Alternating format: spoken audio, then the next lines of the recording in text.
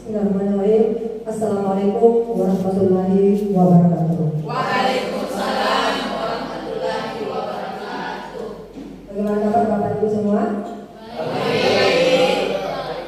Terima kasih banyak Bapak Ibu guru hebat Dewan Pendidik SMA 3 Bulukumba. Saya mengucapkan banyak terima kasih karena Bapak Ibu meluangkan waktunya untuk bisa hadir di kegiatan ini.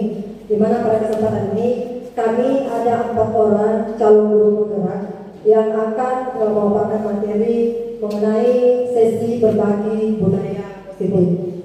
Ini adalah salah satu tugas kami dalam program pendidikan guru penggerak, dan apa yang akan kami bagikan kesempatan ini adalah bukan karena kami hebat, bukan karena kami lebih pintar dari Bapak Ibu, tapi kami cuma ingin sharing saja mengenai apa yang kami dapatkan selama kami mengikuti pendidikan kurang lebih 2 bulan terakhir ini. Seperti itu Bapak Ibu.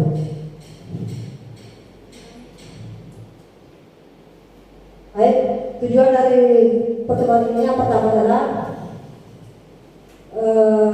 berbagi modul budaya positif, berbagi konsep budaya positif, dan berbagi pengalaman penerapan budaya positif.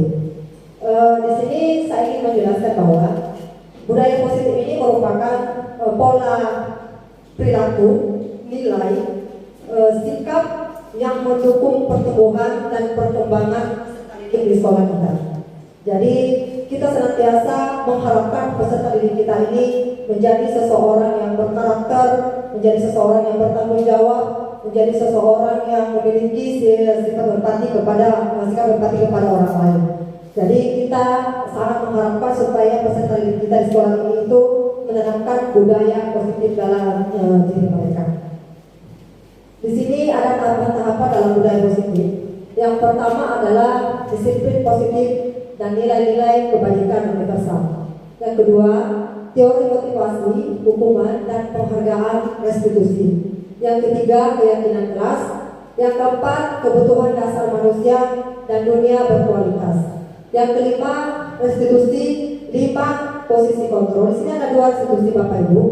Ada 5 posisi kontrol. Yang keenam ini restitusi, segitiga restitusi. Jadi di 6 tahapan inilah yang akan kami bagi sebentar, di mana disiplin positif dan nilai-nilai kebajikan serta teori motivasi, hukuman dan penghargaan saya diberikan kesempatan di sini untuk memaparkan materi ini. Kemudian untuk keyakinan kelas sampai pada restitusi, segitiga restitusi ini akan dipaparkan oleh teman CGP yang lainnya. Baik, kita akan melakukan permainan dulu. Di sini namanya cobalah buka. Ada pengantar di atas Bapak Ibu. Yang pertama adalah carilah pasang di samping pasangannya Bapak Ibu. Ada pihak A dan ada pihak B. Dan di sini Bapak Ibu silakan cari pasangan dulu. Tidak bisa dilakukan kalau tidak berpasangan. Yang ada pasangan silakan cari pasangan. Ini akan kesempatan baik ini. Ada pasangan dulu. Sudah ada pasangannya? Ya. Sekarang Bapak Ibu silakan Bapak Ibu pikirkan dulu barang yang berharga yang Ibu miliki saat ini. Ada Bapak Ibu memikirkan sesuatu barang yang sangat berharga yang Ibu miliki. Sudah dipikirkan? Bapak Ibu, aku sudah dipikirkan. Anggaplah barang tersebut berada di telapak tangan Ibu. Silakan diangkat tangannya Ibu. Ya. Yang pihak A ya, yang pihak A itu berpasangan ini. Pihak A ini silakan anggaplah barang tersebut ini berada di tangan Bapak Ibu. Dan silakan Bapak Ibu genggam barang tersebut. Genggam secara ternyata juga bahan berharga ya Bapak Ibu. Itu harus digenggam dengan secara ternyata. Kemudian sudah digenggam, Adilo sudah digenggam? Ya, Pak Senur ya. Ya silakan kalau sudah digenggam, tugasnya untuk kelompok B, untuk pihak B silakan berusaha untuk membuka genggaman tersebut. Genggaman dari pihak A. Terserah mau dengan cara mengintimidasi, ancaman, bujukan, halus, terserah Bapak Ibu. Silakan Bapak Ibu.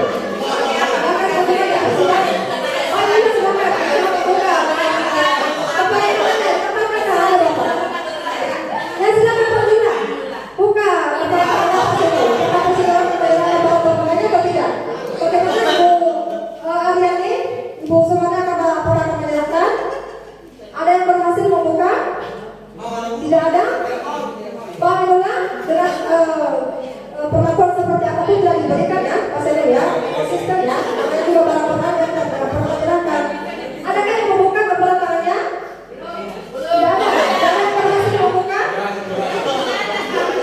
Tidak ada yang berhasil membuka Bapak Ibu? Tidak ada ya? Tidak ada. Kalau begitu semua konsisten ya. Ini kan barang berharga loh. Masa kita akan serahkan kepada orang lain? Jadi kalau seperti ini pertanyaannya adalah siapa yang memegang kendali atas perlakuan tersebut? Atas perlakuan tadi yang terjadi tadi siapa yang memegang kontrol? Siapa memegang kendali? Apakah pihak A atau pihak B? Diri kita sendiri. Diri kita sendiri. Bagus sekali ya. Jadi artinya misalnya ada barang yang kita miliki, seseorang yang merampas barang kita yang memegang kendali ini hak saya. Saya mempertahankan barang ini apapun yang kamu lakukan, mau intimidasi, mau maksa, ini hak saya. Tapi ada juga yang dengan senang hati karena kamu menemukan barang yang saya miliki, saya akan berikan. Itu haknya. Tapi itu adalah diri kita sendiri, bukan karena paksa dari orang lain. Artinya yang memegang kontrol, yang memegang kendali adalah diri kita sendiri. Seperti itu Bapak Ibu. Kita juga harus melakukan hal yang sama kepada peserta didik kita. Kita tidak boleh memaksakan kehendak kita kepada peserta didik kita, Bapak Ibu ya. Nah, sekarang kita lanjut, yaitu silakan. Nah, ini sudah tadi Bapak Ibu ya. Jadi Bapak Ibu tidak ingin memberikan barang berharganya, lalu menceritakan kenapa sehingga tidak ingin menyerahkan barang berharganya. Pasti itu mungkin mahal, barang berharganya mahal. Jadi walaupun dibeli dengan berapa miliar, kenapa diserahkan ya? Kalau di sini Bu Ida, kenapa tidak ingin menyerahkan Bu Ida? Tidak mau. Pemberian suami itu ya. Apapun yang terjadi sana. Jadi intinya Bu Ida, kita tidak bisa dikontrol orang lain ya. Nah, kita yang mengendalikan diri kita sendiri. Terima kasih Bapak Ibu ya. Selanjutnya ada pendapat diskater dari psikiater dan pendidik Dr. William Glasser dalam kontrol teori yang kemudian hari berkembang dan dinamakan choice theory, meluruskan beberapa miskonsepsi tentang makna kontrol. Di sini yang pertama, ilusi guru mengontrol murid. Pada dasarnya Bapak Ibu, kita tidak dapat memaksa murid untuk berbuat sesuatu jikalau murid tersebut memilih untuk tidak melakukannya. Walaupun tampaknya guru sedang mengontrol perilaku murid. Di sini maksudnya Ibu, kita tidak bisa mengendalikan murid. Apa yang kita inginkan kepada murid tersebut, kita tidak boleh memaksakan kehendak. Makanya mungkin sampai sekarang Bapak Ibu mengatakan atau berpikir, apa sih maunya anak-anak ini? Dari berapa tahun sudah disampaikan kepada mereka tidak boleh datang terlambat, tidak boleh menggunakan sepatu yang tidak sesuai dengan peraturan sekolah. Ingat Bapak Ibu, kita tidak bisa mengontrol yang memegang kendali adalah diri sendiri, peserta diri sendiri. Jadi apapun yang kita sampaikan kepada mereka, apapun yang kita harapkan kepada mereka, kalau mereka tidak menanamkan motivasi internal diri mereka untuk mau berubah, itu tidak pernah terjadi. Karena yang memegang kontrol adalah diri sendiri. Makanya ibu mungkin heran, anak ini maunya apa? Dikasih tugas, tidak dikerjakan tugasnya. Kita minta sudah diberikan bagaimana caranya supaya dia mengerjakan tugasnya, dikasih hukuman, konsekuensi, tetap tidak dikerjakan. Kenapa terjadi demikian? Karena itu namanya kontrol diri. Dia yang mengontrol dirinya sendiri, bukan kita yang mengontrol dia. Nah, itu yang dimaksud dengan ilusi guru mengontrol murid.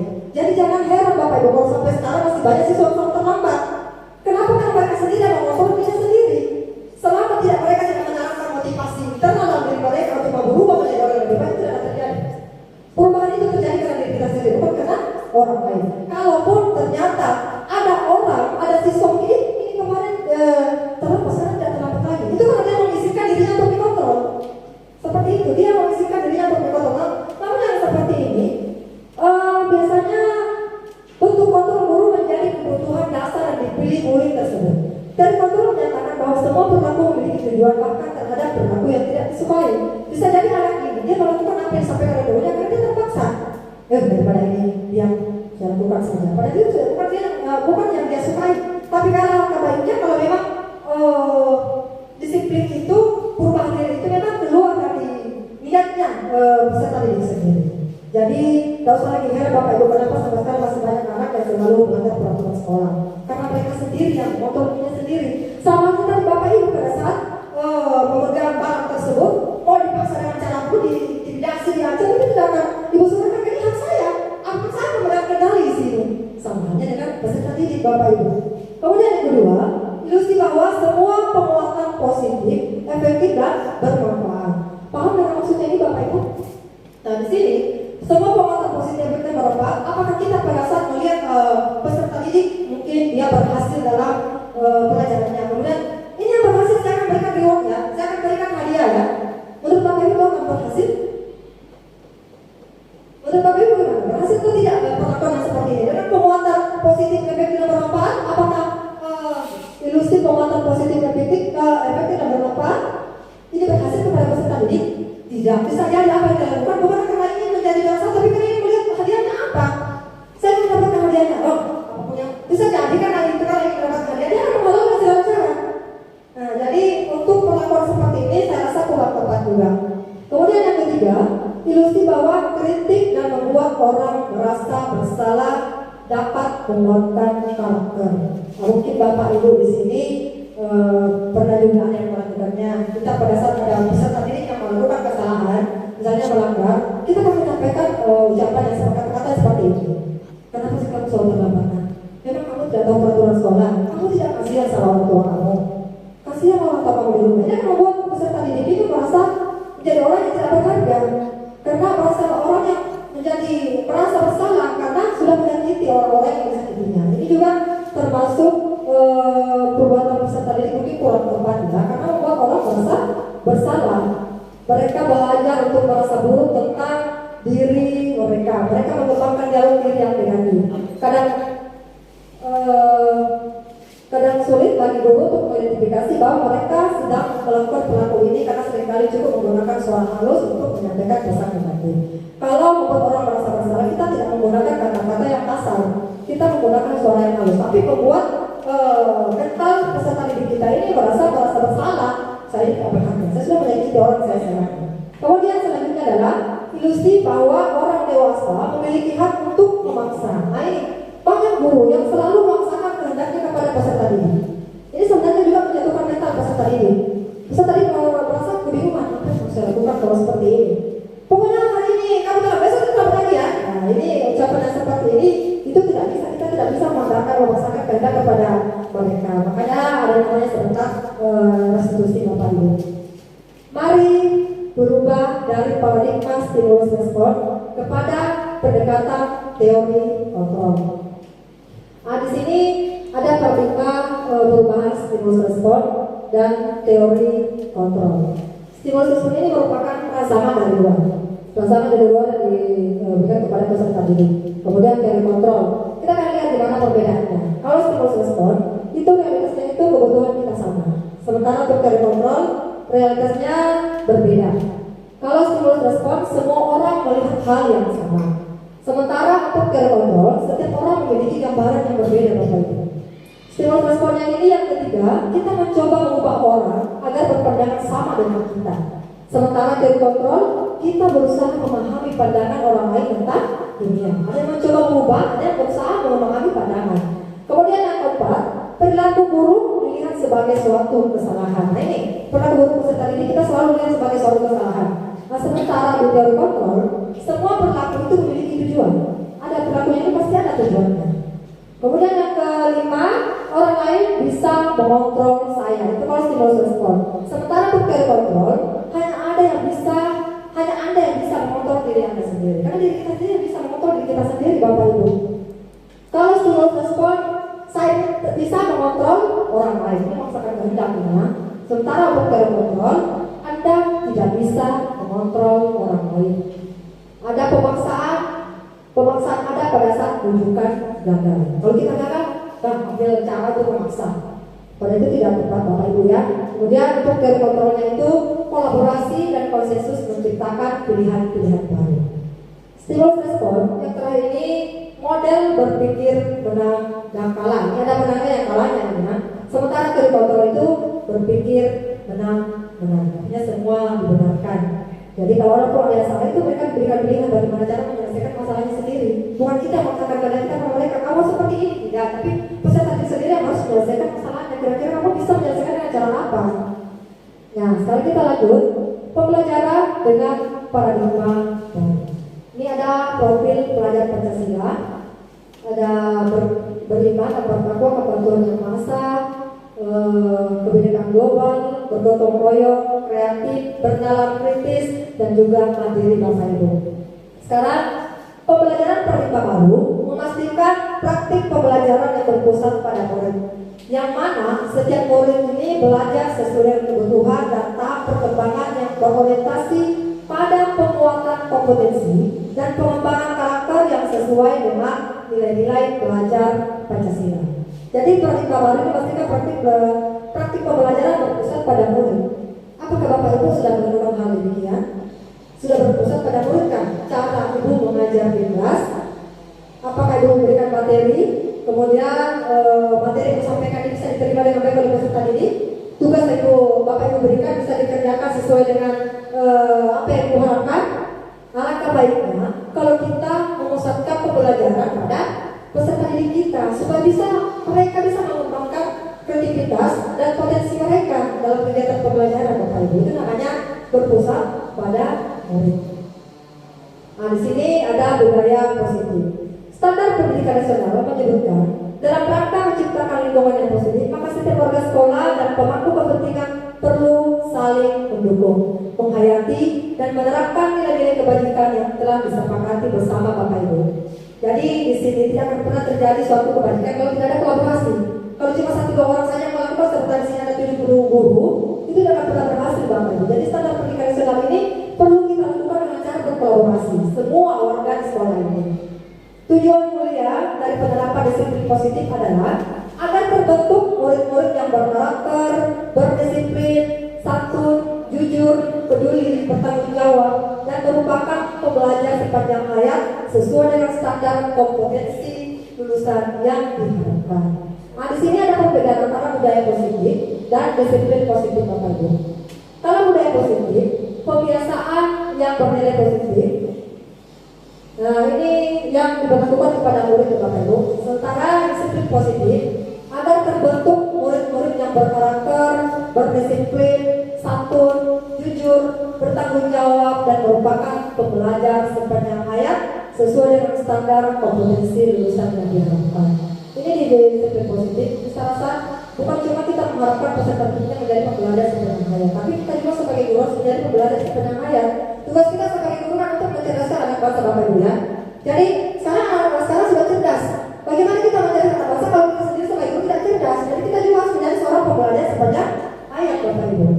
Nah, di sini lanjut disiplin menurut pakar pendidikan. Ini adalah kelompok pendidikan kita, Bapak Kijang Dewata. Untuk menciptakan murid yang merdeka, syarat utamanya adalah disiplin yang kuat.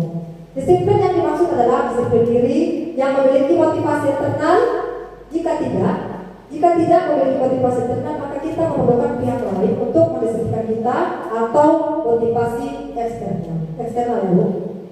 Jadi di sini maksudnya adalah kalau kita tidak bisa mendisiplinkan diri kita dengan motivasi internal ini, ya kan kita yang harus memotivasi diri kita sendiri. Artinya kita harus terpaksa menerima motivasi eksternal. Kita harus mendapatkan pengakuan dari pihak lain. Karena kamu tidak disiplin ya, pokoknya kamu harus dapatkan hukuman. Itu kita mendapatkan suatu motivasi eksternal dari orang lain. Jadi alangkah baiknya kalau kita menemukan motivasi dari dalam diri kita sendiri, tanpa ditegur dari orang lain, kita ingin sadar sendiri Bapak Ibu. Ini ada teori motivasi perilaku manusia. Diana Boston dalam bukunya menyatakan ada 3 motivasi perilaku manusia. Ini Ibu Bapak Ibu bisa perhatikan. Ada 3 motivasi perilaku manusia. Yang pertama, untuk menghindari ketidaknyamanan atau hukuman. Biasanya orang yang motivasi perilakunya seperti ini, dia datang ke tempat waktu itu kan menghindari hukuman. Ada yang seperti itu di sini Bapak Ibu? Saya tidak mau terlambat. Gawat kalau terlambat ini, saya bisa dapat hukuman. Ditegur lagi sama bapak sekolah. Ada yang jemput di pagar bapak sekolah lagi. Tidak enak rasanya. Nah ini untuk menghindari hukuman. Nah ini adalah menghindari ketidaknyamanan. Ini 3 motivasi Bapak Ibu ya. Bapak Ibu kira-kira ada di motivasi ini? Tidak ingin terlambat karena tidak mau ditegur, tidak mau mendapat hukuman Bapak Ibu? Ada yang seperti itu?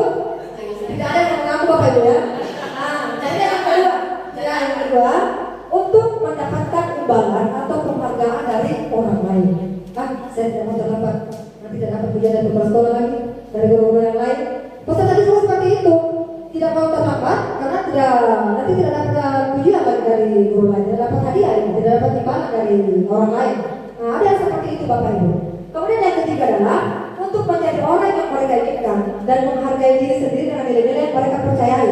Untuk menjadi orang yang mereka inginkan dan menghargai diri sendiri dengan nilai-nilai yang mereka percaya. Artinya di sini dia datang tepat waktu di sekolah karena memang dia percaya.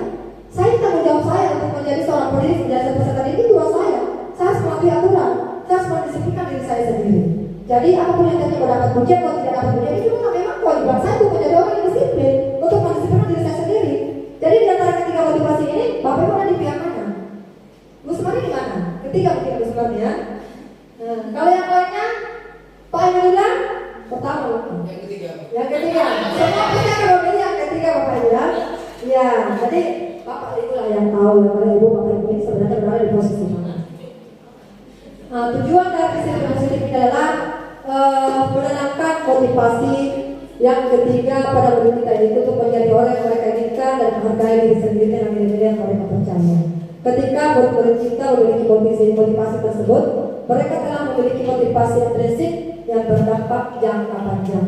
Motivasi yang tidak akan terpengaruh pada adanya hukuman atau hadiah. Mereka akan tetap berperilaku baik dan menegaskan nilai-nilai kebajikan karena mereka ingin menjadi orang yang menjunjung tinggi nilai-nilai yang mereka hargai.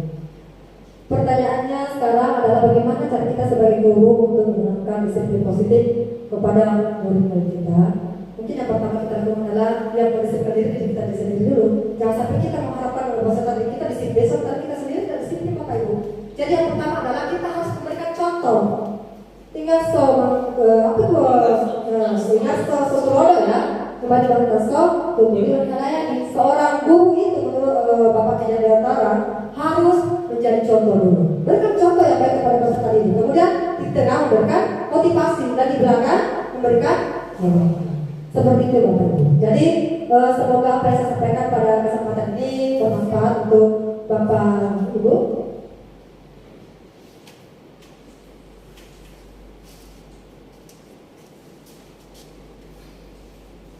Nah di sini ada konsep hukuman, konsekuensi dan restitusi ya Bapak Ibu.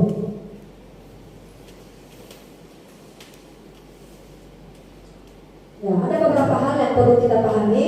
Ada yang namanya dihukum dan penghargaan, konsep hukuman, konsekuensi dan restitusi.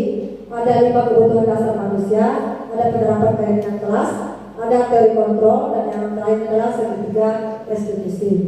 Kemudian ini ada dihukum oleh penghargaan.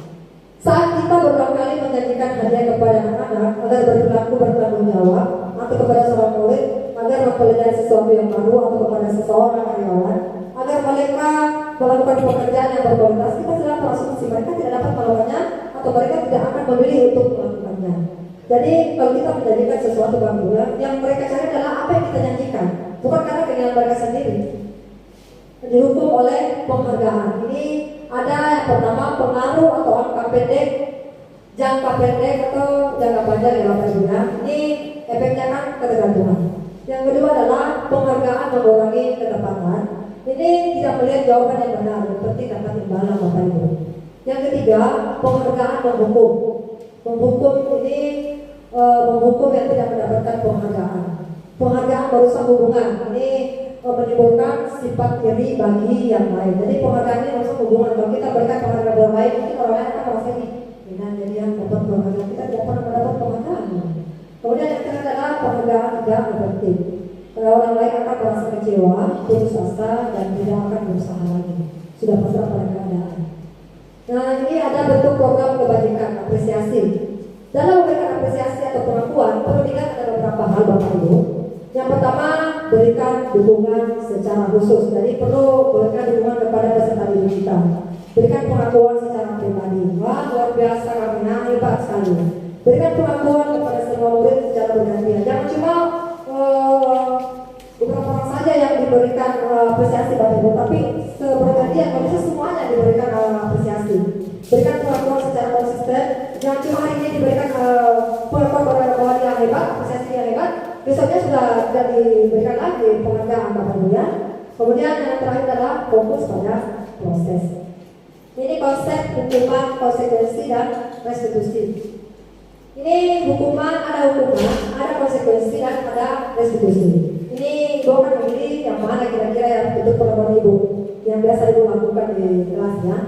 Kalau hukuman adalah cara untuk melakukan pengarahan agar tingkah laku bisa sesuai dengan berlaku secara umum. Kalau hukuman ini sesuatu yang tidak direncanakan Bapak Ibu. Misalnya seperti ini, ada anak yang melanggar aturan sekolah, terlambat misalnya. Kamu terlambat, keliling lapangan 3 kali. Nah, itu merupakan hukuman. Karena itu tidak terencana. Kamu kalau tidak mengerjakan tugas, salin itu tugasnya sampai 100 lembar, misalnya. Itu adalah hukuman tidak terencanakan. Langsung keluar begitu saja. Sementara untuk konsekuensi ini itu sesuatu yang direncanakan. Misalnya buat kesepakatan kelas. Ini kalau tidak tidak dipenuhi dengan rasa tanggung jawab, dilanggar, konsekuensinya ini ya, kalian akan mendapat hukuman seperti ini ya. Nah itu perbedaan antara hukuman dengan konsekuensi. Mungkin terkadang Bapak Ibu heran, apa sih perbedaannya antara konsekuensi dan hukuman? Ingat, hukuman itu direncanakan, tidak direncanakan. Sementara konsekuensi itu sudah ada perencanaan sebelumnya. Cuma untuk keyakinan pembuat kesepakatan kelas yang harus memberikan kita tidak boleh sebagai guru memberikan konsekuensi karena kamu ini konsekuensinya seperti ini ya di dalam kelas tidak, tapi peserta didik sendiri yang harus menyelesaikan masalahnya sendiri. Jangan kita yang menekan mereka, tapi mereka karena saya ibu terlambat hari ini maka yang akan saya lakukan adalah saya akan sebentar malam tidak begadang lagi, cepat bangun, pasang alarm mungkin. Ya mereka harus mencari solusi atas permasalahan mereka sendiri Bapak Ibu. Nah itu berada pada di restitusi. Restitusi ini adalah seperti yang saya sampaikan tadi bahwa peserta didik itu diberikan kesempatan untuk bisa menyelesaikan masalah sendiri. Bukan kita yang harus, kamu kalau terlambat hari ini akan seperti ini ya, kalau sebentar malam kamu harus seperti ini. Tidak seperti itu Bapak Ibu. Kita berikan kesempatan kepada peserta didik apa yang bisa kamu lakukan supaya kamu tidak terlambat hari. Kamu sendiri yang cari solusi kamu. Pertanyaan masalah kan kamu. Silakan cari masalahnya apa, solusinya apa yang bisa kamu terhindar dari permasalahan ini. Dan itulah perbedaan antara hukuman, konsekuensi dan restitusi. Maka kalau ada tiga seperti ini, yang mana Bapak Ibu terapkan di kelas kira-kira? Hukuman, konsekuensi atau restitusi? Restitusi. Kalau restitusi, maka Bapak Ibu akan memposisikan diri sebagai seorang manajer. Seperti itu. Nah di sini, nanti bisa dibuktikan ya. Ada identitas gagal, ada identitas sukses. Nah di sini ada hukuman, konsekuensi dan restitusi. Hukuman ini yang kategori identitas gagal. Karena yang pertama adalah sesuatu yang menyakitkan harus terjadi. Kalau kita dihukumkan menyakitkan Bapak Ibu ya. Masih ingat Bapak Ibu waktu sekolah kalau dihukum mungkin sampai sekarang masih terasa ya. Karena dia jangka panjang misalnya ya. Tidak nyaman untuk jangka panjang. Saya dulu waktu sekolah sampai sekarang masih ingat, malunya masih terasa. Sakitnya juga masih saya bisa rasakan. Nah itu merupakan kalau hukuman ya itu jangka panjang. Korban mendapatkan keadilan. Kemudian yang terakhir adalah orang-orang yang tersakiti. Kemudian itu konsekuensi. Ini konsekuensinya sesuatu harus terjadi karena memang sudah ditetapkan. Kalau melanggar aturannya ini ya, hukumnya seperti ini ya, konsekuensinya seperti ini. Itu konsekuensi sudah direncanakan. Kemudian anak ini akan merasa tidak nyaman, tapi dia tidak lama terkenalnya jangka pendek Bapak Ibu. Kemudian bisa diabaikan. Yang terakhir anak tidak dibuat nyaman. Yang namanya dihukum pasti tidak nyaman Bapak Ibu ya. Kemudian yang terakhir adalah untuk restitusi merupakan pilihan. Nah pilihan yang buat pilihan kan peserta didik sendiri. Saya akan bertanggung jawab dengan apa yang saya lakukan Bapak Ibu. Kemudian yang kedua, menguatkan untuk murid anak dalam jangka waktu panjang. 3, korban mendapatkan ganti. Dan yang terakhir adalah murid anak mendapatkan penguatan. Kalau restitusi anak mendapat penguatan, bisa bertanggung jawab dengan permasalahan yang dia lakukan sendiri Bapak Ibu. Nah di sini identitas gagal itu hukumannya dari atas, mungkin Bapak Ibu bisa lihat. Hukumannya ini dia agresif. Kalau kita melakukan hukuman, memberikan hukuman kepada peserta didik, kan orang ini menjadi dendam, menjadi agresif Bapak Ibu. Untuk konsekuensi, penguatan hanya bertahan dalam jangka waktu yang pendek. Untuk konsekuensi ya, sementara restitusi ini masalahnya terpecahkan. Siapa yang pecahkan? Di sendiri. Si pelaku sendiri yang pecahkan masalah tersebut. Di sini dampak dari hukuman itu marah, merasa bersalah, rendah diri dan mengasingkan diri. Sementara untuk konsekuensi itu kehilangan hak, waktu jeda seorang diri dengan penahanannya. Sementara kalau restitusinya murid atau anak tidak kehilangan waktu, namun bersemangat untuk memperbaiki diri. Seperti itu perbedaannya Bapak Ibu ya. Mungkin Bapak Ibu bisa baca sampai ke bawah ini. Kalau di hukuman menyakitkan, guru menjalani konsekuensi, sangat menyakitkan Bapak Ibu. Konsekuensi itu membantu guru menyatakan peraturan. Sementara di restitusi itu membuatkan guru menyebutkan keyakinan kelas. Ini mengingatkan kembali, jadi perlu Bapak Ibu sebelum melakukan pembelajaran, di awal pembelajaran itu memang harus membuat keyakinan kelas, supaya peserta didik ini dia akan mengingat keyakinan kelasnya. Nanti pada saat mereka melanggar, kita ingatkan keyakinan kelas yang mana yang memelanggar di sini. Bagaimana cara mengatasi Bapak Ibu? Jadi ingat selalu membuat keyakinan kelas. Di sini hukuman atau konsekuensi. Ada pertanyaan di sini Bapak Ibu. Mencatat 100 kali di dalam buku kalimat saya tidak akan terlambat melahirkan atau terlambat sekolah, itu hukuman atau konsekuensi Bapak Ibu? Hukuman Bapak Ibu ya. Lari mengelilingi lapangan basket 2 kali, hukuman atau konsekuensi? Hukuman. Membersihkan coretan yang dibuatnya di meja tulis. Konsekuensi. Karena dia mencoret harus bertanggung jawab. Murid diminta untuk berusaha 12 kali karena tidak menggunakan masker sekolah. Hukuman. Menggantikan kertas tugas teman yang telah dicoret-coret. Konsekuensi. Berjemur di lapangan basket pukul 12 karena mau ngobrol sama teman. Hukuman. Murid diminta bertelanjang kaki sepanjang hari karena tidak menggunakan sepatu hitam. Hukuman. Berdiri depan kelas sambil mengangkat kaki satu karena tidak bisa menjawab pertanyaan. Hukuman. Membersihkan tumpahan air di meja tulis karena tersenggol pada saat belajar. Konsekuensi. Kehilangan 10 menit jam istirahat untuk mengerjakan tugas karena terlambat datang dan tertinggal pelajaran. Konsekuensi. Jadi Bapak Ibu sudah membedakan yang mana hukuman, yang mana konsekuensi, yang mana yang bisa diterapkan di kelas, yang mana yang tidak bisa diterapkan di kelas. Jadi Bapak Ibu, itulah yang bisa saya sampaikan pada kesempatan ini. Semoga apa yang saya sampaikan ini bisa bermanfaat untuk Bapak Ibu semua. Selanjutnya akan dilanjutkan oleh Bapak Osim. Saya persilakan Pak Osim untuk melanjutkan materi.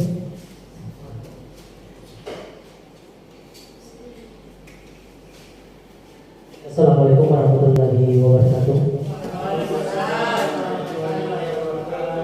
Jadi untuk hari ini saya akan melanjutkan dari pemaparan dari Ibu Dewi yang pertama tadi. Jadi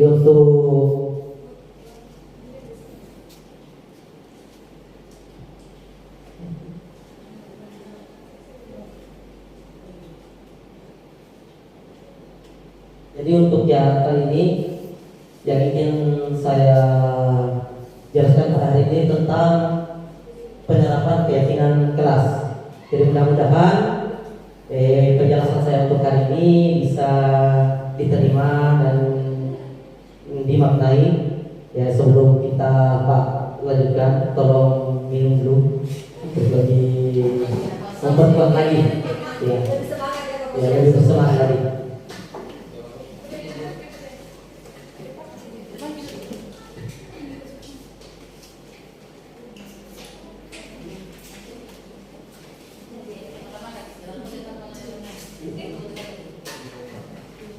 Jadi pertanyaan pemantik yang ingin saya jelaskan adalah mengapa keyakinan kelas, mengapa tidak peraturan kelas saja. Jadi mengapa kita melakukan keyakinan kelas ini adalah untuk menetapkan kepada siswa supaya anak-anak dalam melakukan proses pembelajaran ini lebih siap, lebih mampu dan lebih cepat lagi untuk memahaminya semua. Mengapa tidak peraturan kelas saja? Ya, jadi kenapa tidak peraturan kelas saja di sini? Karena yang itu yang pertama, mengapa kita memilih peraturan tentang penggunaan helm pada saat mengendarai kendaraan roda 2 atau motor?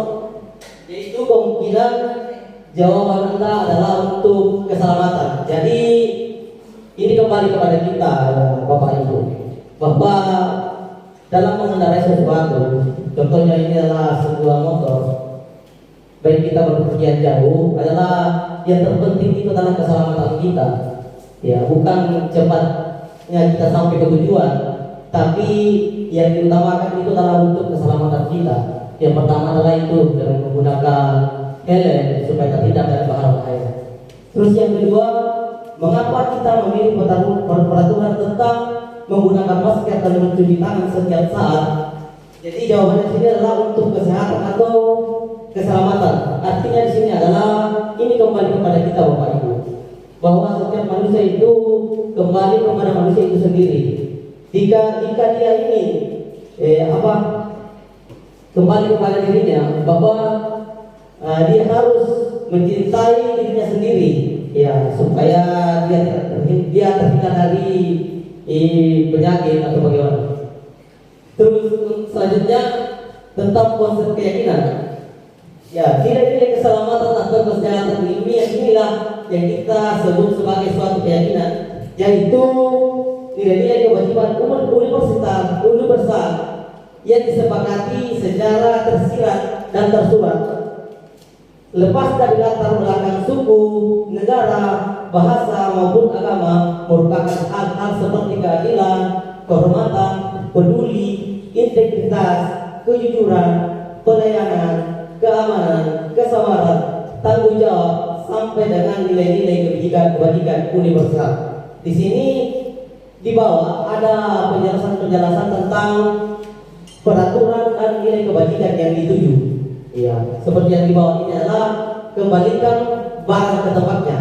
Kira-kira Bapak Ibu, nilai kebajikan yang dituju itu seperti apa? Ya, bersifat keadilan. Ya, kita lebih ke tanggung jawab. Jadi mungkin ini yang lebih bagus. Selanjutnya yang kedua, dilarang mengganggu orang lain. Bagaimana tentang nilai kebajikan yang dituju di sini, Bapak Ibu? Ya. Ya, saling menghargai, saling menghormati. Ya. Sedangkan peraturan yang ketiga ini adalah tentang hadir di sekolah 15 menit sebelum pembelajaran dimulai. Ya, ini bersifat disiplin. Ya. Selanjutnya, mengapa keyakinan kelas? Mengapa tidak peraturan kelas saja?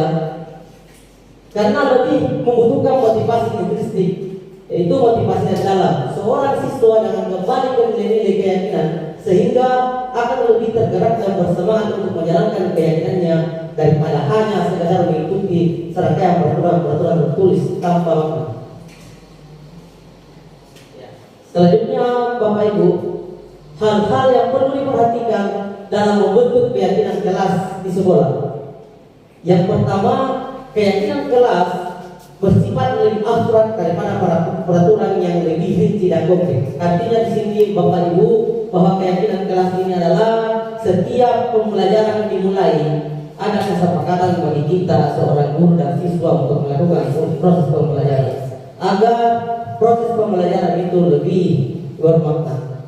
Terus yang kedua, keyakinan kelas berupa pernyataan-pernyataan yang universal. Dan yang ketiga, pernyataan keyakinan kelas senantiasa dibuat dalam bentuk positif. Artinya peraturan-peraturan ini jika diberikan kepada siswa, kita kembali dulu kepada diri kita sebagai pendidik. Terus yang keempat, keyakinan kelas hendaknya tidak terlalu banyak sehingga mudah diingat dan dipahami oleh semua warga kelas. Artinya keyakinan yang kita buat ini adalah jangan terlalu rumit, jangan terlalu memberatkan kepada siswa, tapi memberikan keringanan yang bisa dipahami dan mudah diterima oleh siswa. Terus yang kelima, keyakinan kelas sebaiknya sesuatu yang dapat diterapkan di lingkungan tersebut.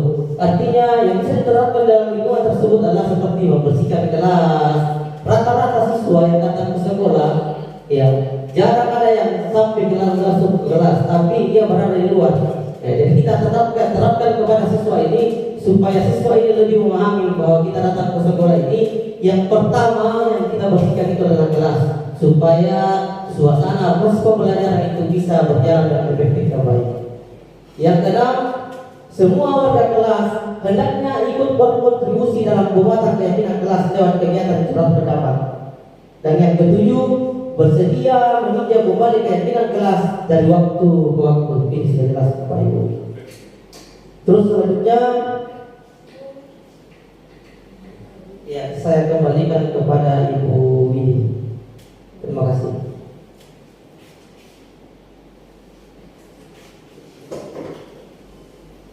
Ya baiklah, terima kasih atas kesempatan yang diberikan Pak Fosi. Assalamualaikum warahmatullahi wabarakatuh.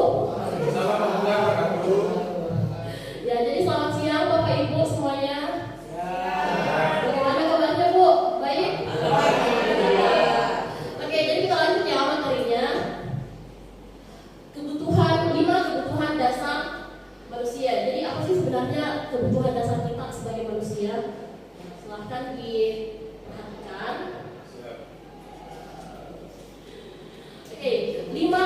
kebutuhan dasar manusia, seluruh manusia itu tentu saja memiliki tujuan yang tertentu. Semua yang kita lakukan adalah usaha terbaik kita untuk mendapatkan apa yang kita inginkan. Ketika kita mendapatkan apa yang kita inginkan, sebetulnya itu kita telah memenuhi kebutuhan dasar kita, Bapak Ibu. Nah, silakan dilihat, bisa Bapak Ibu lihat semuanya. Ada 5 kebutuhan dasar manusia. Yang pertama itu adalah kebutuhan bertahan hidup. Yang kedua adalah kebutuhan rasa kasih sayang dan juga rasa diterima. Yang ketiga, kebutuhan akan kekuasaan. Yang keempat, kebutuhan kebebasan. Dan yang kelima adalah kebutuhan kesenangan. Ya, healing ya, contohnya salah satunya. Kita mau fun, kita mau happy, mau senang-senang ya healing. Siapa di sini Bapak Ibu yang suka healing? Semuanya, pasti semuanya. Semuanya doang ya. Ya, sebentar kita ada healing lagi. Oke, ketika seorang murid melakukan suatu perbuatan yang bertentangan dengan nilai-nilai kebajikan atau melanggar peraturan, hal itu sebenarnya dikarenakan mereka gagal memenuhi kebutuhan dasar mereka, Bapak Ibu. Untuk lebih jelasnya, mari kita lihat satu persatu kelima kebutuhan dasar ini. Nah, yang pertama, kebutuhan bertahan hidup atau survival. Kebutuhan bertahan hidup atau survival adalah kebutuhan yang bersifat fisiologis untuk bertahan hidup, misalnya kesehatan, rumah, dan juga makanan, ya sandang, papan, dan juga pangan ya Bapak Ibu. Kebutuhan biologis sebagai bagian dari proses reproduksi juga termasuk kebutuhan untuk bertahan hidup. Ya, itu saja. Ya, untuk melanjutkan generasi. Jadi ada istilahnya generasi. Ya, saya pikir Bapak Ibu sudah paham lah ya semuanya. Kemudian komponen psikologis pada kebutuhan ini meliputi kebutuhan akan perasaan aman. Jadi kalau kita sehat, kita punya rumah, kita punya makanan, ya kita pasti merasa aman, Bapak Ibu. Kalau tidak ada makanan, ya kita tidak aman.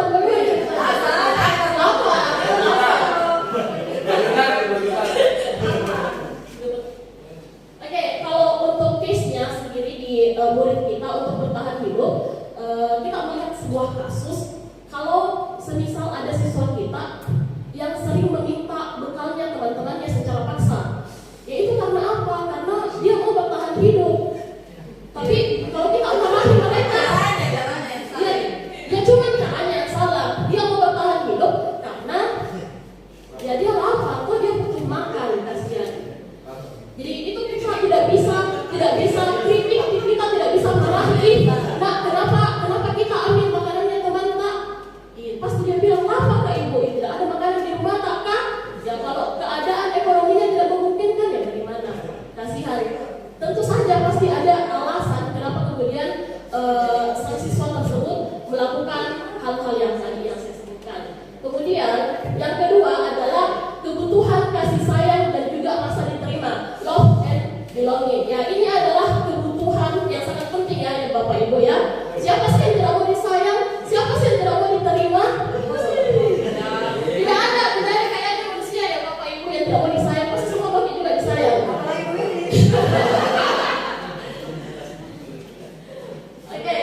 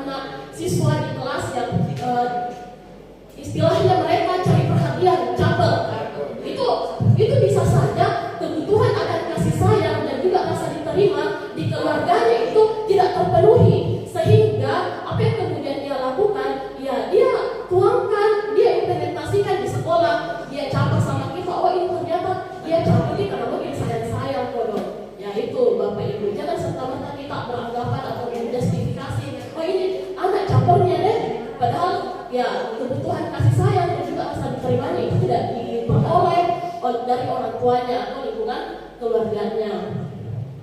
Oke, selanjutnya kebutuhan akan perluasan atau power. Kebutuhan ini berhubungan dengan kekuatan untuk mencapai sesuatu, menjadi kompeten, menjadi terampil, diakui atas prestasi dan keterampilannya kita, didengarkan dan memiliki rasa harga diri. Kebutuhan ini meliputi keinginan untuk dianggap berharga, bisa membuat perbedaan, bisa membuat pencapaian, kompeten, diakui, dihormati, yang kemudian ini meliputi self-esteem kita sebagai seorang manusia dan keinginan untuk meninggalkan pengaruh. Jadi kadangkala ada kasus di sepanjang kita itu ada yang kalau mereka senior atau kakak kelas itu mereka merasa lebih superior karena mereka beranggapan saya ini kakak kelas kak, lihat kok saya ini kakak kelas kak, harus menghormati kak sebagai adik kelas. Makanya kadang-kala ibu bapak ada siswa kita atau siswa di lingkungan sekolah ya pada umumnya yang melakukan secara bahasa sederhananya bahasanya kita itu mempalak-palak. Ya itu kan ada kebutuhan untuk penguasaan, ada kebutuhan untuk power yang mereka tuangkan secara dengan emosi yang negatif, ya dengan emosi yang negatif. Kemudian yang keempat adalah kebutuhan kebebasan atau freedom. Kebutuhan untuk bebas adalah kebutuhan akan kemandirian, otonomi, memiliki pilihan dan mampu mengendalikan arah hidup seseorang. Anak-anak dengan kebutuhan kebebasan yang tinggi menginginkan pilihan. Mereka perlu banyak bergerak, suka mencoba-coba, tidak terlalu terpengaruh orang lain, dan juga senang melakukan atau mencoba hal baru dan juga menarik. Jadi kalau di kelas kadang-kala ada anak-anak kita yang tidak mau diam-diam pantatnya, tidak mau duduk-duduk di kursinya, selalu di jalan-jalan ya karena ada kebutuhan kebebasan yang ingin mereka penuhi, Bapak Ibu.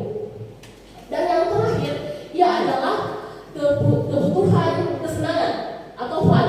Kebutuhan akan kesenangan adalah kebutuhan untuk mencari kesenangan, bermain dan juga tertawa.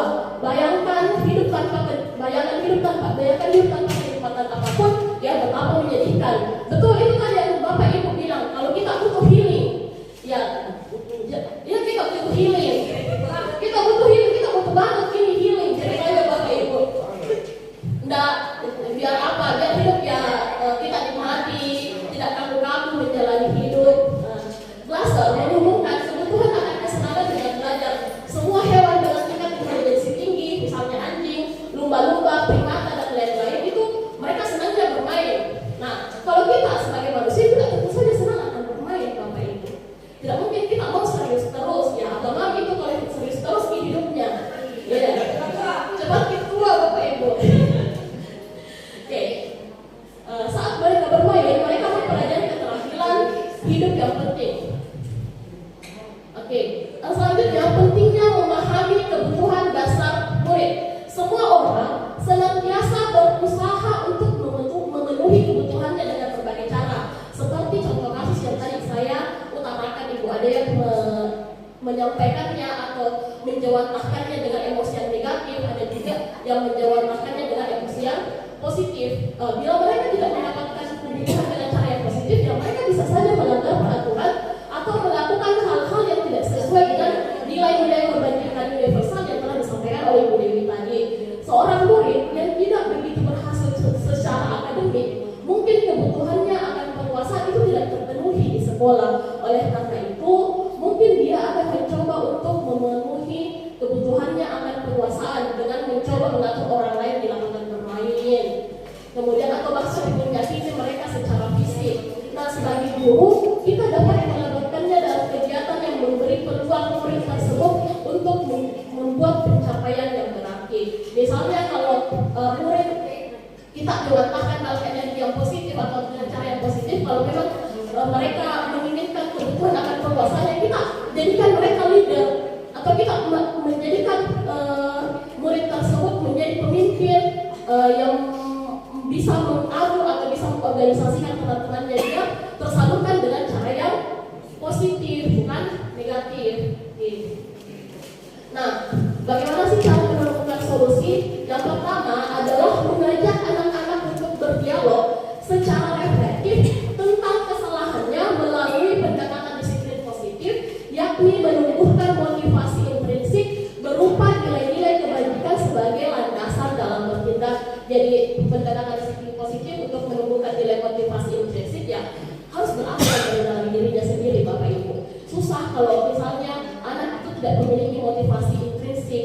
memiliki kesadaran, kalau cuma berasal dari motivasi ekstrinsik kayak yang disebutkan Ibu Dewi tadi, karena ada penghargaan, mau dikasih uang, mau dipuji dan lain sebagainya, itu akan susah.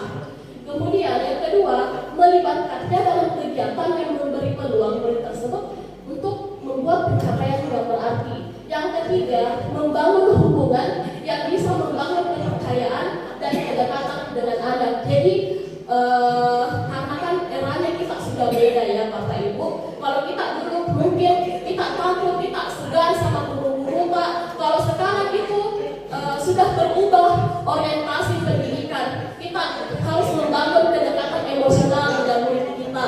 Dengan tentu saja kita harus menetapkan batasan-batasan tertentu, dalam artian yang tidak kebablasan. Jangan sampai murid kita merasa dekat sama kita, lantas kemudian mereka fatwa-fatwai, ya maksudnya fatwa-fatwai atau kurang ajar sama kita. Tuh. Tetapi adalah kemudian cara-cara baik yang bisa kita lakukan untuk membangun kedekatan emosional kita dengan murid. Kemudian yang terakhir adalah membentuk pembelajaran berdiferensiasi sesuai dengan kebutuhan anak-anak. Saya yakin ini yang telah diterapkan oleh Bapak Ibu semua ya, karena setiap anak itu pasti berbeda gaya belajarnya. Ada yang visual, ada yang kinestetik, ada yang audiovisual. Nah, silahkan Bapak Ibu lihat di layar. Ini ada contoh kasus. Ibu Ambar, guru wali kelas 2A di SD Pelita Hati, sedang bingung. Nah, Ibu Ambar ini bingung menghadapi ulah salah satu murid di kelasnya, namanya Doni. Untuk bukan Frankie.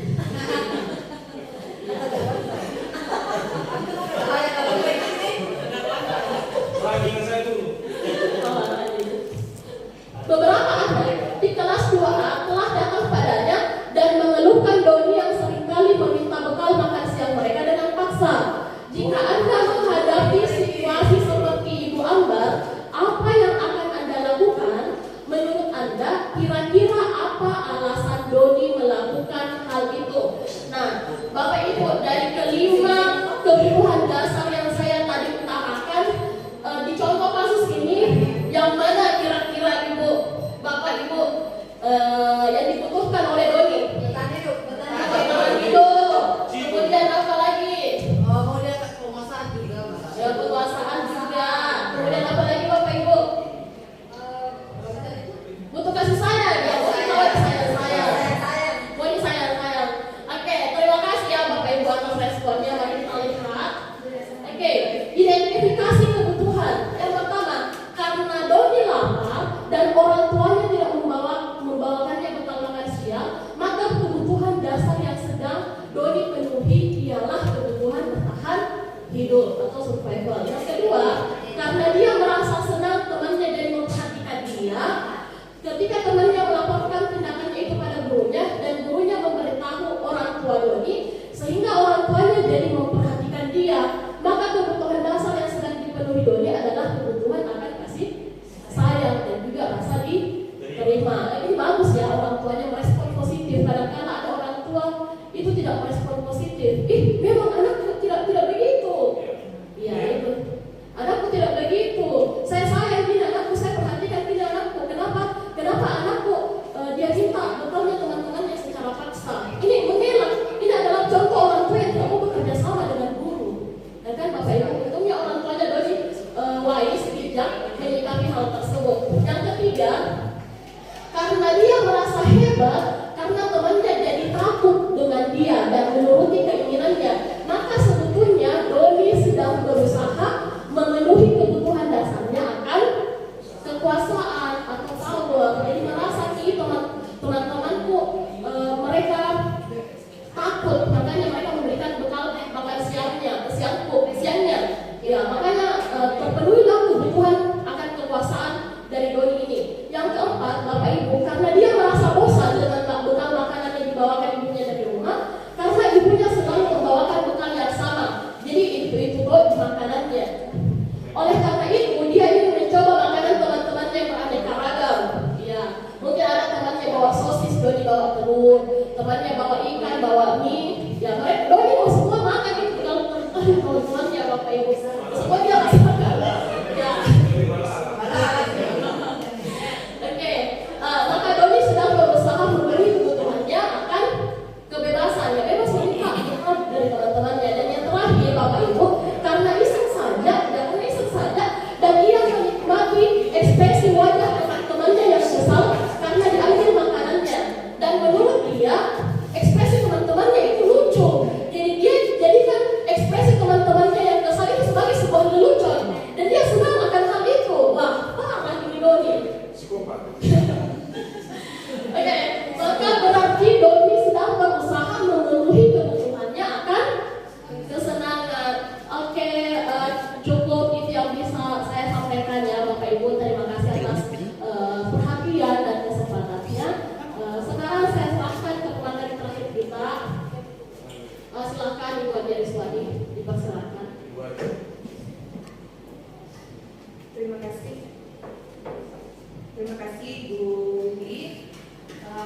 Bapak Ibu masih semangat? Masih. Ya. Semangat pagi. Pagi. Luar biasa. Oke, saya ulang kembali. Ya, supaya lebih semangat lagi karena ini jam-jam rawan. Tapi semoga dengan kegiatan kita hari ini ada sponsor dari kami. Ya, silakan dinikmati sambil mendengarkan apa pemaparan dari kami semua. Saya ulang kembali, semangat pagi. Pagi, luar biasa. Terima kasih.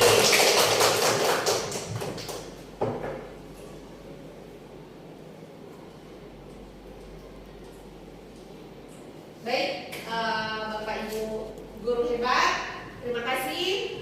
Selanjutnya dua materi dari terakhir dari apa yang kami akan paparkan pada hari ini.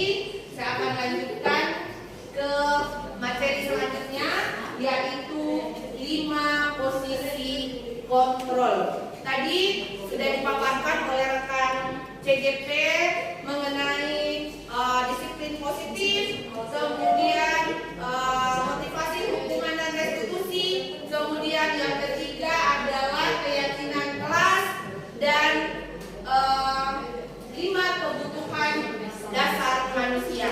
Nah, untuk selanjutnya pada kesempatan ini saya akan membawakan materi 5 posisi kontrol.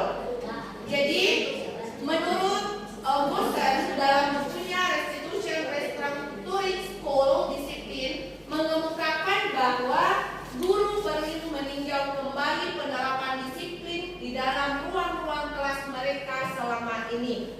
Iya.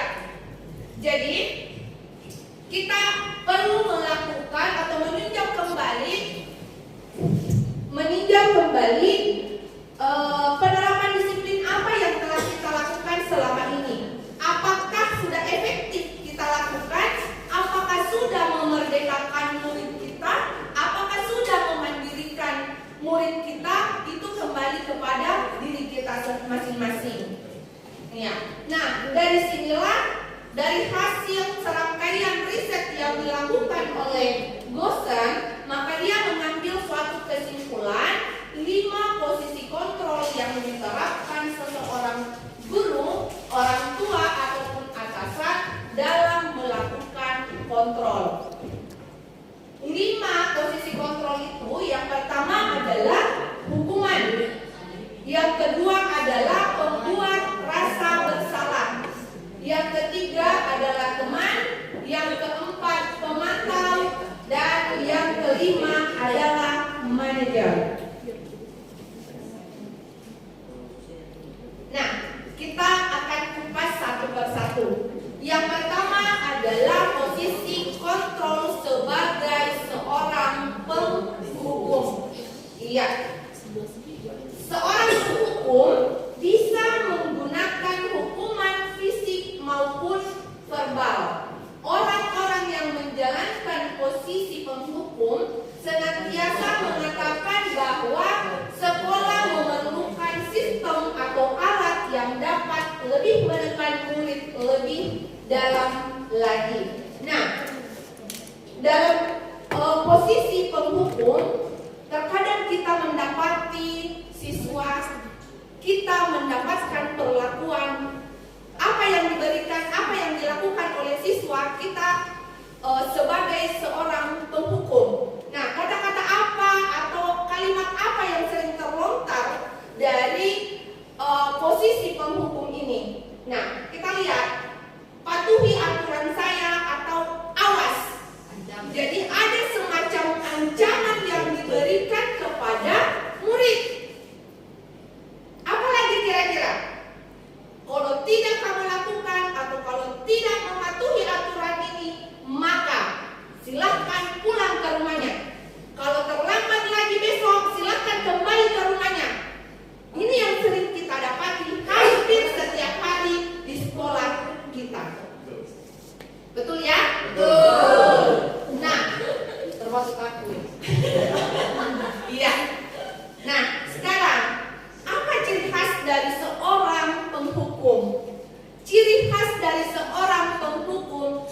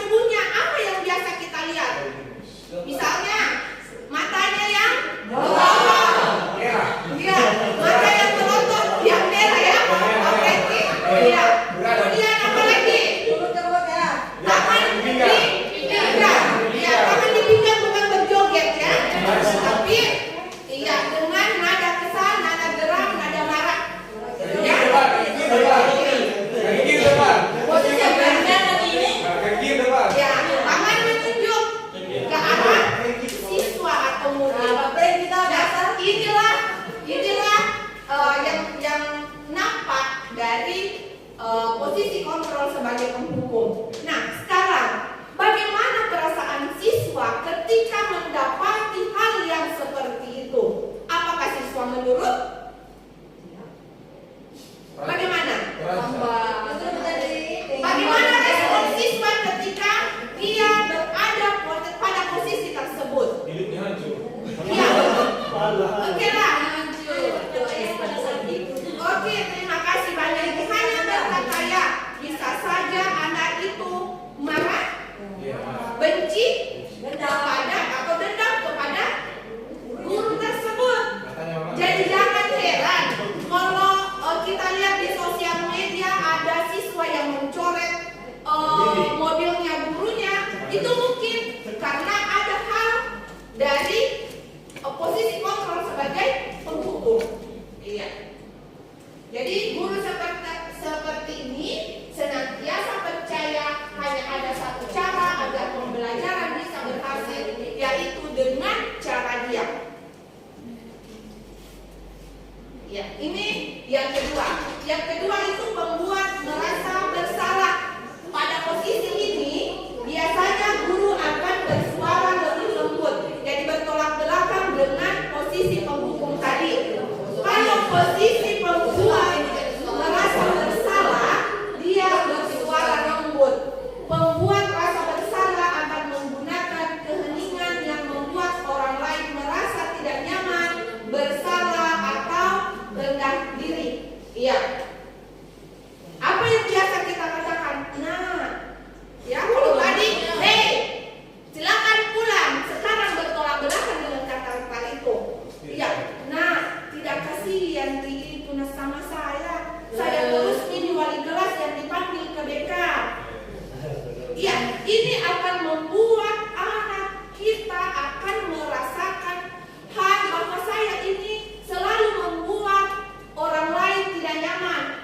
Saya ini tidak berharga di mata orang lain. Iya. Nah, di posisi ini murid akan memiliki penilaian diri yang buruk tentang dirinya. Saya ini selalu dia membuat masalah, selalu dia bikin susah wali kelasku. Iya. Nah, murid merasa tidak berharga dan telah mengecewakan orang-orang yang disayangi. Nah, ciri khas dari guru pembuat merasa bersalah, nada suaranya rendah, kemudian mendekati siswanya. Iya, mendekati siswanya. Nah, perasaan apa yang dirasakan? Ya, apa yang dirasakan pada saat itu dia akan selalu tertanam dalam dirinya adalah merasa bersalah. Dan ini lebih parah dari apa yang pada posisi penghukum tadi. Pada posisi penghukum tadi dia bisa meluapkan segala emosinya. Tetapi ketika dia berada pada pembuat merasa bersalah, apa yang dirasakan anak itu terpendam di dalam dirinya, dalam hatinya. Jadi tidak terluapkan seperti yang dilakukan tadi oleh penghukum. Iya. Baik, selanjutnya teman. Guru pada posisi ini tidak akan menyakiti murid, namun akan tetap berupaya mengontrol murid melalui persuasi. Posisi teman pada guru bisa negatif ataupun positif. Ya, mereka akan berkata, ayolah, bantu ibu, demi ibu ya. Ayo ingat tidak bantuan bapak atau ibu selama ini. Ya, ini diposisikan sebagai teman. Dalam posisi teman, namun ada hal negatif dan ada hal positifnya. Ketika guru tersebut membantu atau ketika guru tersebut misalnya menyuruh anak yang dimaksud, maka anak tersebut pasti akan mengikuti apa yang diperintahkan. Namun jika guru lain yang memberi instruksi, itu belum tentu dilakukan hal yang sama, karena dia hanya berfokus pada guru yang dianggap sebagai teman. Iya.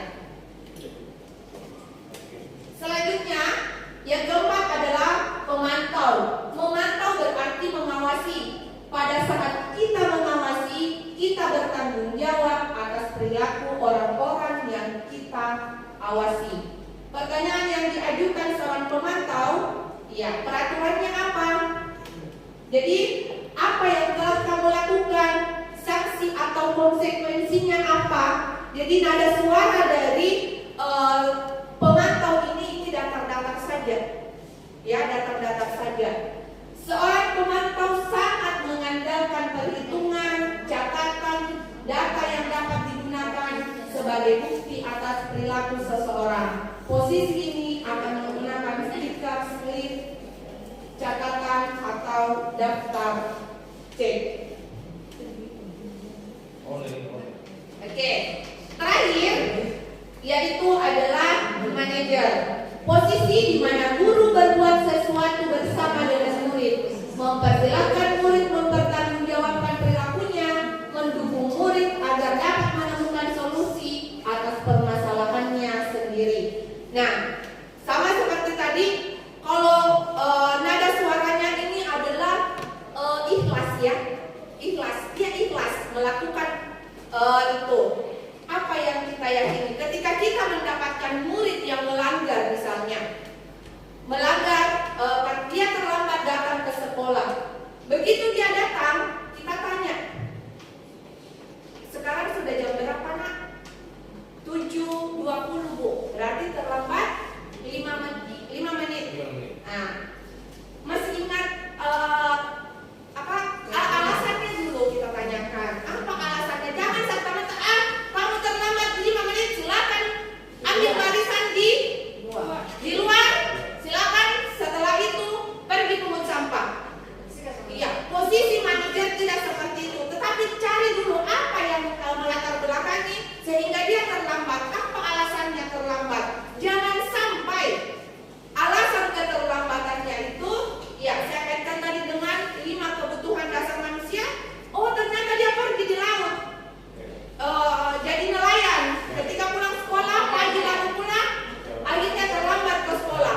Ada hal yang ingin dipenuhi Bapak Ibu. Apa kebutuhan yang ingin dipenuhi adalah kebutuhan untuk bertahan hidup. Tapi terkadang kita lupa untuk menanyakan apa yang menjadi alasannya. Nah, kemudian dalam posisi manajer, ketika kita bantu anak mendengarkan apa yang menjadi alasannya, kemudian dibantu untuk mencari solusi dari apa yang dilakukan tadi. Nah, inilah kalau kita memposisikan sebagai seorang manajer. Jadi dari kelima posisi kontrol tadi, yang mana yang menurut Bapak Ibu yang paling bagus untuk kita? Manajer. Ya? Manajer. Semoga kita mampu untuk menjadi seorang manajer dari anak murid kita. Nah, terakhir adalah segitiga restitusi. Bapak Ibu guru, mari kita ingat kembali model pendisiplinan apa yang selama ini pernah atau kita lakukan. Apakah kita pernah menghukum murid kita dengan hukuman fisik atau verbal? Ataukah model mengambil apa yang mereka senangi? Iya, silakan Bapak Ibu berpikir saya berada pada posisi model pendisiplinan apa. Nah, harapan kita ketika kita memberikan hukuman, maka murid akan mendengar, murid akan tidak melakukan lagi hal yang sama. Tetapi buktinya apa yang menjadi harapan kita itu tidak sesuai, ya, tidak sesuai ekspektasi Bapak Ibu. Kenapa besoknya lagi masih terus dilakukan? Karena kita tidak mencari tahu apa yang menjadi alasan dan solusi apa yang ditawarkan sehingga pelanggaran itu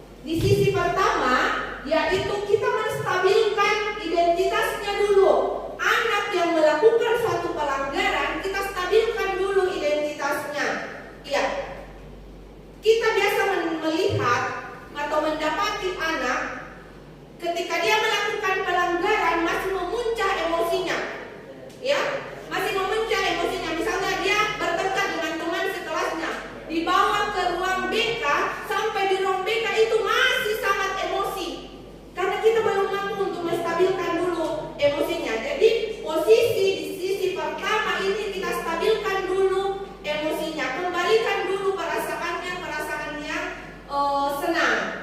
Nah, karena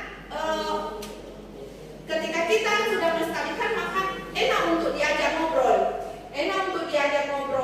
Iya, katakan, iya, saya juga pernah, ibu juga pernah, atau bapak juga pernah melakukan kesalahan. Tetapi dari kesalahan itu, iya, mari kita belajar untuk tidak berbuat hal yang seperti itu lagi, atau berbuat yang lebih baik lagi. Kemudian yang kedua adalah validasi tindakan yang salah. Nah, validasi tindakan yang salah di sini ada cara yang lebih efektif untuk mendapatkan apa yang kamu butuhkan dari kesalahannya itu. Kemudian kita validasi, ya, apa alasannya sehingga dia terlambat ke sekolah, apa alasannya sehingga dia bertengkar dengan temannya. Nah, kita dengar, oh ternyata alasannya bertengkar sama temannya karena jawabannya dicontek misalnya.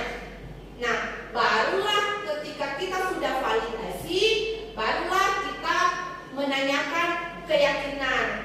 Iya, menanyakan keyakinan di sini. Nah, keyakinan apa ketika murid melanggar peraturan? Kira-kira dari keyakinan kelas yang kita buat sebelumnya, keyakinan apa yang dilanggar? Peraturan yang mana? Keyakinan kelas mana yang sudah dilanggar? Oh, saya melanggar tidak menghargai teman ibu karena saya jambat rambutnya temanku karena contek pekerjaanku. Iya. Nah, kemudian kita tanyakan kembali. Nah, kira-kira apa solusi dari apa yang telah dilakukan? Nah, kita bantu anak-anak kita bantu murid kita untuk mencari solusi. Namun yang mencari solusi itu adalah dia sendiri, bukan kita yang memberikan dia solusi, tetapi dia sendiri yang mencari apa solusi dari apa yang telah dia lakukan. Seperti itu. Nah, inilah yang dinamakan dengan sisi segitiga restitusi. Baik Bapak Ibu, saya kira untuk pemaparan dari tugas kami sudah selesai, dan saya ucapkan terima kasih banyak atas kesediaannya hadir meluangkan waktu di tempat ini. Semoga apa yang kita lakukan hari ini mendapat berkah, mendapat ilmu yang bermanfaat dan bisa kita jadikan sebagai pembelajaran dalam proses belajar mengajar kita di sekolah. Amin. Sekian, wabillahi taufiq wal hidayah. Wassalamualaikum warahmatullahi wabarakatuh.